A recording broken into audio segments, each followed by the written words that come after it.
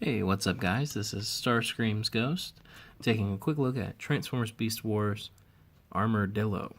Armordillo is a basic class flipformer from the original wave of the Beast Wars line, and he converts into an armadillo.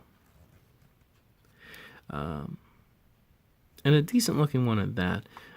The shell here is very well detailed.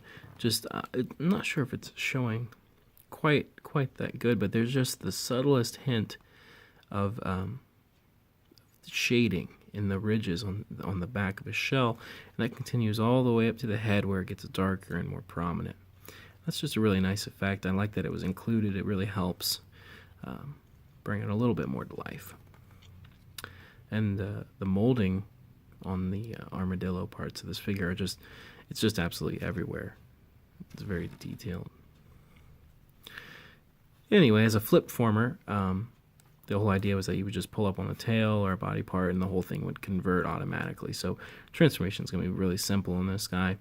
Unfortunately, articulation's pretty limited in this mode. There's a ball joint at his shoulder here and a ball joint at the, I'm just going to say elbow here, because these are going to be your robot mode arms, which actually end up being a problem later on. But his back legs are hinged, so he can kind of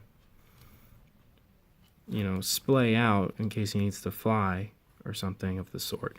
But there's not much practical use to those joints. So most of the time, it's just gonna be a nice little armadillo sitting there, and that's cool enough for me. Quick comparison to another Transformer of the time. This is Beast Wars Spitor, little poisonous tree frog. Frog to armadillo comparison is pretty laughable, but they both look like neat alternate forms for some dangerous robots. And yeah, let's just get right into the transformation. Now, to transform Armordillo, the first thing you're going to want to do is come onto the underside here, where you can see a little bit of robot junk, and remove his hind legs, which are actually his weapons in disguise. And then you're going to want to pull up on his tail, and I didn't show that off very well. But you're going to pull up on his tail, and the whole beast mode will flip over, and you'll have his robot mode. I like to fold the tail back flush. And then, first problem with this figure is these arms. There's no real robot mode hands. There's just peg holes to insert his weapons into.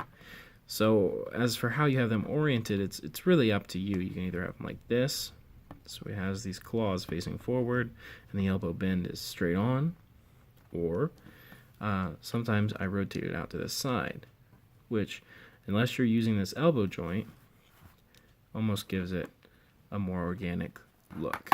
And then plugging his weapons in, it doesn't look quite as weird as him doing that. But that might be fine with you. So however you want to use your toy is up to you. Pegging them both in.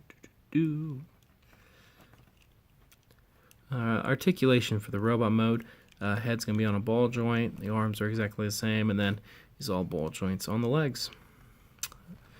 Comparison, once again, to Beast Wars Basic Class Spitor.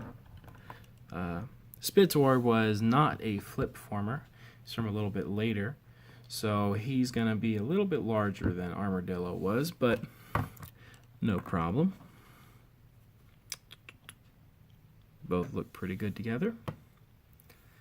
But all in all, I'd say Armordillo is just a nice little shelf-filling guy. I don't think he's all that special, but I think that as a Beast Wars basic class, I think he really checks all the boxes for what this line was out to accomplish, in my opinion.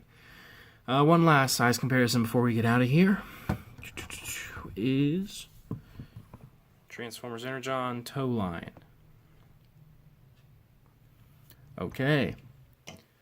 Well, that'll about bring an end to today's session, but I thank you for watching, and you all have a nice day. Thank you.